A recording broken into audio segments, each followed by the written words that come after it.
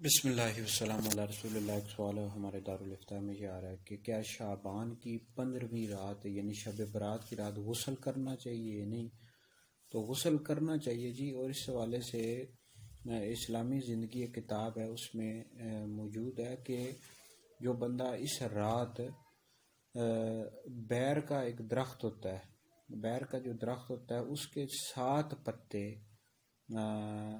पानी में डालें और जोश देकर, यानी जब पानी नहाने के काबिल हो जाए और उस वक्त नहाएं, गुस्ल करें, तो इंशाल्लाह पूरा साल आप जादू के असर से महफूज रहेंगे, जादू से महफूज रहेंगे। बैर के जो दरख्त होता है ना, उसके 7 पत्ते पानी में डालकर जोश दें, यानी जब पानी नहाने के काबिल हो जाए तो नहाएं, तो इंशाल्लाह पूरा साल आप जादू के असर से महफूज रहेंगे।